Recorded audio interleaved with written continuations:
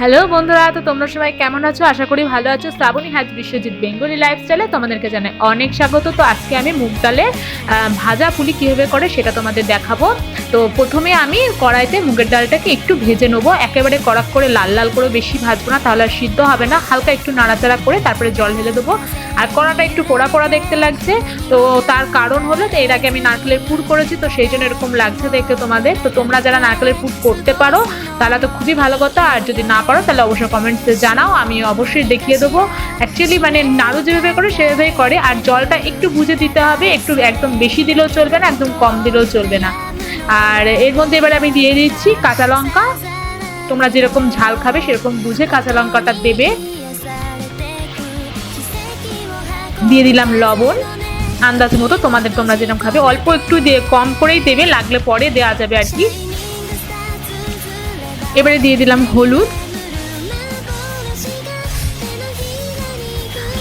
তো এটা কিন্তু প্রেশার কুকারে সিদ্ধ করা যায়, বাট আমি প্রেশার কুকারে সিদ্ধ করব না, তার কারণটাও বলে দিচ্ছি। তো আমি এখন এবারে দিয়ে দিলাম আদা বাটা। আদাটা একটু থিতো করেই দিচ্ছি, বাটি নিয়ে আমি।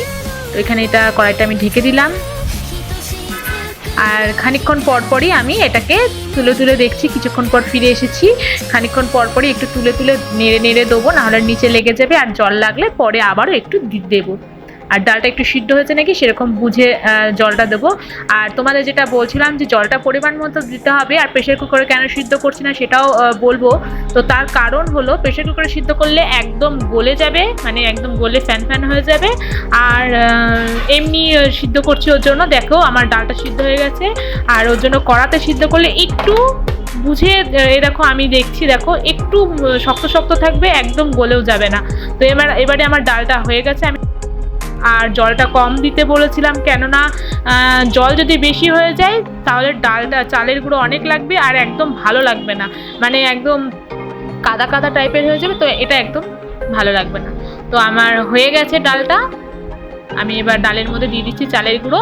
তো এই চালের গুঁড়োটা আমি মিক্সিতে একটুখানি পেস্ট করে রেখেছিলাম, একদম জল কম দিয়ে, তো ওর জন্য অল্প একটু হয়েছে। আর এর সাথেও আমি আরও একটু মেশাবো, সেটা আমার কেনা চালের গুঁড়ো, তো সেইটা আমি মিশিয়ে দিচ্ছি এর সাথে।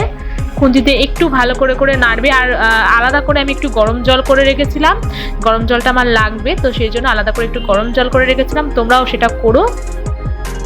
তো এবারে আমি দেখো আমি একটুখানি একটু একটু করে গরম জল দিচ্ছি, আর খুন্তিতে ভালো করে নেড়ে নেড়ে এটাকে আমি কড়াইতে মাখিয়ে নিচ্ছি।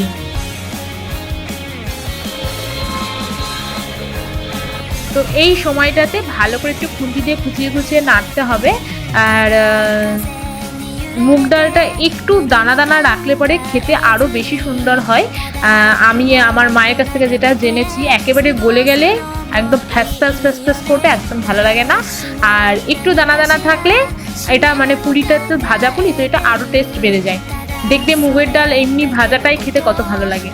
তো সেই জন্য একটু দানা দানা রেখে, একেবারেও দানা নয়, একটু দানা রেখে পুরোটাই সিদ্ধ হবে, একটু শক্ত শক্ত রেখে নামাতে হবে, তাহলে আরও টেস্ট হয়ে যাবে আর কি।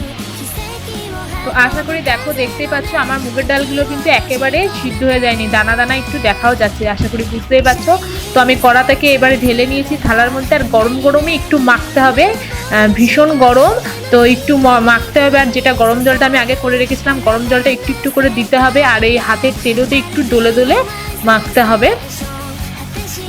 তো দেখো একটু সময় ধরে চটকানোর পর এটা পুরো আটার মতো এরকম হয়ে যাবে। আর লাগলে পরে যদি দেখো একদম এরকম গলে গলে গেছে, তো এখানে তোমরা একটুখানি ময়দা মিশিয়ে নিতে পারো, আর লবণটা একটু চেক করে নিয়ে তারপরে একটু লবণটাও তোমরা এর ভেতরে অ্যাড করতে পারো। আর যদি না লাগে তাহলে লবণটা অ্যাড করার কোনো দরকার নেই। তো আমি এখানে একটুখানি ময়দা ছিটিয়ে নিয়েছিলাম, সেটা তোমাদের দেখানো হলো না। তো ময়দাটা ছিটিয়ে নিয়ে তারপর এটাকে আমি মেখেছি। তো দেখো এটা পুরো আটার ডো যেরকম হয় সেরকম করে হয়ে গেছে, কিন্তু একদম আটার ডোয়ের মতো। আর দেখো আমার হাতে কিন্তু একটু কিচ্ছু লেগে নেই। তো এবারে এটাকে আমি ছোট ছোট রুটি যেরকম করে ওইরকম লেচির মতো করে নেবো, আর তারপরে এই ছোট ছোট বাটি করে ওর মধ্যে নারকেলের পুরটা দিয়ে দেবো। আর পাশে গরম জলটা আমি রেখেই দিয়েছি। তার হাতে একটু ময়দা লাগিয়ে নেবো, কেননা হাতে লেগে গিয়েছে, তো সেই একটুখানি হাতে ময়দা লাগিয়ে নিলে পরে তাহলে এটা গোল করতে আর মানে পুলির মতো এরকম সরু সরু করতে সুবিধা হবে। আর পাশে আমি বললামই যে একটু গরম জল রেখে দিয়েছি, তো সেই গরম জলটাও একটু দেখে নিতে হবে। আর তোমরা ভালো করে একটু দেখবে যে ফেটে গেলে পরে কিন্তু তেলের মধ্যে দেওয়ার সঙ্গে সঙ্গে পুরো ছড়িয়ে যাবে।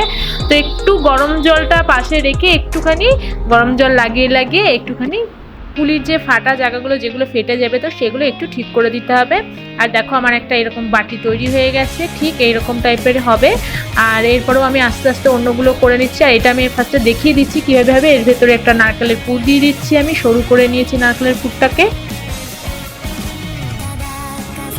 আর ঠিক মুখটাও কিন্তু সুন্দর করে মোড়াতে হবে। মুখটা যদি ভালো করে না মোড়ে তাহলে কিন্তু তেলের মধ্যে দেওয়ার সঙ্গে সঙ্গেই সব ছিটিয়ে যাবে। তো দেখো আমি গরম জল নিয়ে তারপরে কিন্তু মুখটা মুড়েছি। আর যে পিছনের জায়গাগুলো দেখো ফেটে গেছে সেগুলো কিন্তু দেখো গরম জল দিয়ে কিন্তু আমি একটু ঠিক করে দিচ্ছি। ঠিক এরকমভাবে তোমরাও ঠিক করে দেবে, তাহলে দেখবে একটা পুলিও তেলের মধ্যে একটুও ফাটবে না। তো এবারে আমি দুই সাইডে একটুখানি এরকম সরু সরু করে নিচ্ছি, পুলি যেরকম হয়। তো তোমরা যারা প্রথম পুলি করবে বা পুলি করছো তো অবশ্যই একটু সাবধানতা করে তারপরে করবে। আমি যেগুলো বললাম সেগুলো একটু মেনটেন করে করো। তো এরকম করে করলে পরে তেলের মধ্যে একটা পুলিও ফাটবে না, আর পুলির টেস্টটাও মানে যেরকম চাইছে তার দ্বিগুণ হয়ে যাবে। তো একবার ট্রাই করে দেখো। তো এবারে আমি বাকিগুলো এরকম গোল গোল করে নিয়েছি বাটি মতো।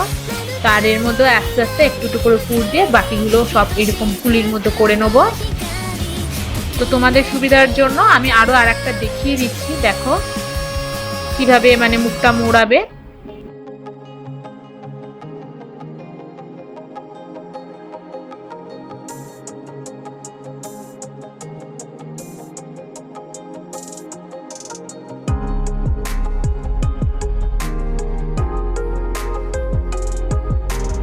তো এভাবে আস্তে আস্তে একটু করে জল দিয়ে যে সমস্ত জায়গাগুলো ফেটে গেছে তো সেইগুলোকে ঠিক করে দিতে হবে।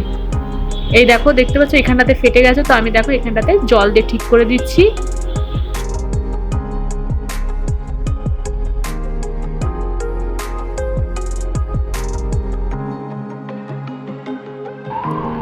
তো দেখো এটাও আমার হয়ে গেছে। আর এরকম ভাবে আর বাকিগুলোকেও আমি করে নেবো। তো দেখো আমার সবকটা পুলি হয়ে গেছে। তো তোমরা চাইলে ভিন্নভাবে ডিজাইন করতে পারো। তো এটা যেহেতু ভাজা পুলি তেলে দেওয়ার সঙ্গে সঙ্গে ফেটে যাবে, তো অন্য রকম আর কোনো ডিজাইন আমি করিনি।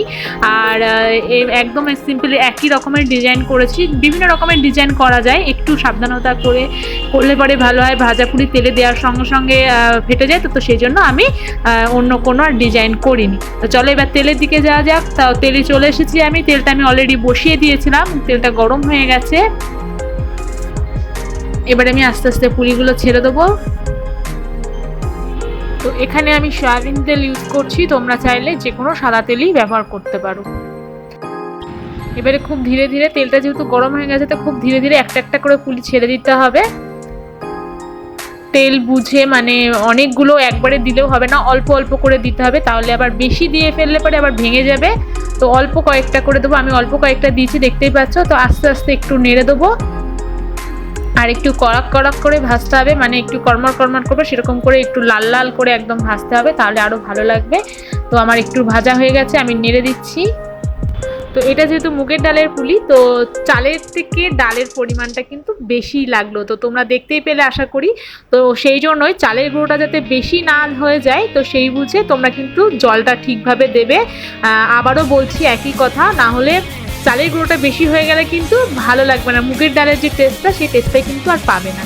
তো আমার পুলিগুলো দেখো ভাজা হয়ে গেছে, আমি আরও একবার উল্টে দিলাম। এবারে দেখো আমার পুরো কমপ্লিট হয়ে গেছে ভাজা, এবার আমি তুলে ফেলছি।